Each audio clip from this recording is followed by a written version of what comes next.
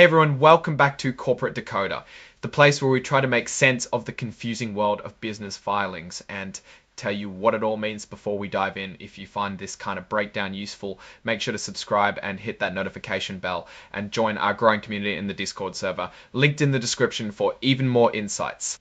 Today we're looking at Globalink Investment Inc. and something a little unusual has happened. A company has to tell everyone that they cannot rely on their previously issued financial statements.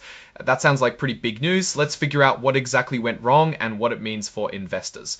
So Globalink Investment Inc. announced that their management and audit committee have decided that their financial reports for the year ending December 31, 2024 and the first 3 months of 2025 should not be trusted anymore. Basically, they have to restate them. This is because of an accounting error related to how they handled redemptions of shares and a mistake in calculating what each share was worth when people wanted their money back. Let's break that down. Back in December of 2024, Globalink had a special meeting with its shareholders. A whole lot over 2 million shares were redeemed, which means shareholders asked for their money back from the company's trust account. They were paid about $11.77 per share. Here's where the problem starts. It turns out they didn't pull out all the allowed interest from the trust account to cover taxes. This meant that those shareholders who got their money back were overpaid. We're talking about almost 25 cents too much per share. Because of this overpayment, Globalink didn't have enough interest money left in the trust account to cover all the taxes they were supposed to.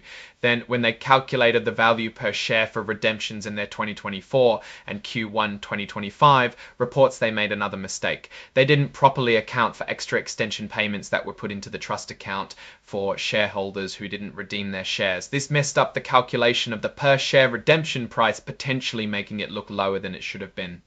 So what's the plan now? Well, Globalink is going to have to go back and fix their financial statements. This means amending their yearly report for 2024 and their quarterly reports for the first part of 2025. They've also said that their management discussion and analysis sections will be updated.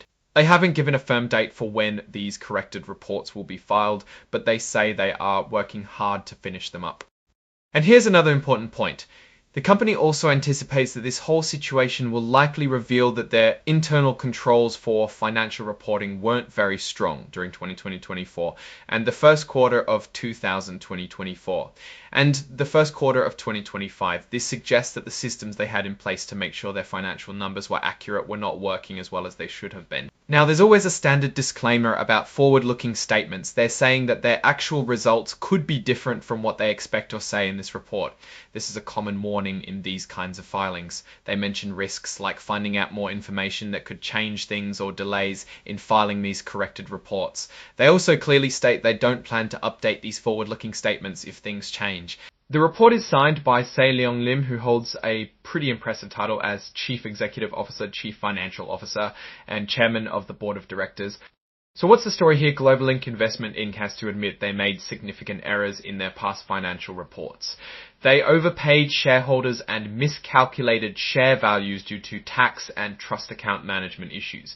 This is a serious red flag for investors as it raises questions about the accuracy of their past financial reporting and the effectiveness of their internal controls.